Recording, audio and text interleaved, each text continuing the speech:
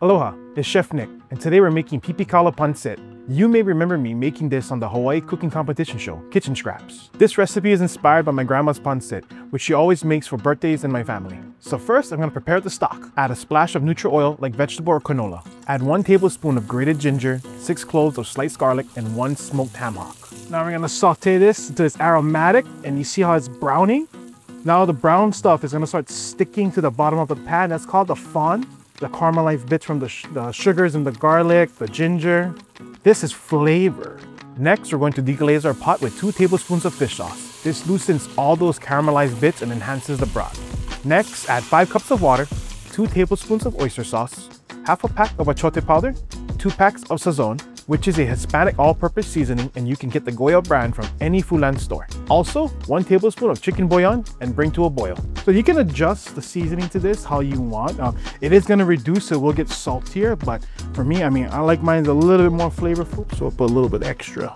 And then once we do that, we're gonna reduce it to a simmer and let it cook for about 15 minutes until the stock has reduced to about 4.5 cups. So next, we're gonna make the Pipikaula crunch topping. I'm gonna add 2 sticks of unsalted butter until it starts to foam. So now that the butter is foaming, add a handful of thinly sliced Pipikaula and fry until crispy. So first, the Pipikaula is gonna look like you know when you cook bacon, it's kind of like wilted, but as it sits and drains oil, it's gonna get crispy.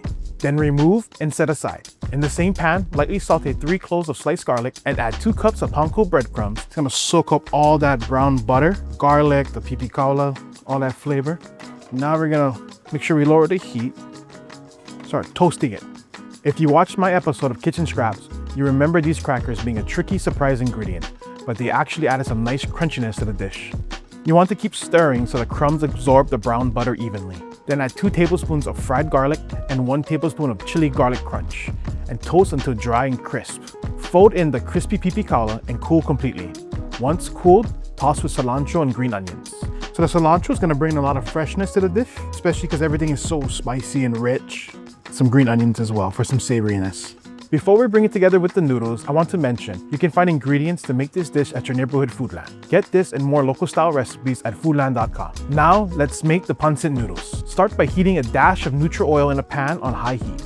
Add a handful of thinly sliced Pipikaula and 1 clove of sliced garlic and saute for 1 minute until fragrant. Add a handful of crown noodle pancit miki and give it a good toss. Then pour in the stock we made earlier, bring to a boil, stirring as noodles absorb the broth. When it's nearly dry, add a handful of long beans and 1 tablespoon of thinly sliced jalapenos and cook through. And if the noodles look a little bit dry, then you can add a little bit more broth as well. So this is what you want to look for. The noodles soak up all the broth.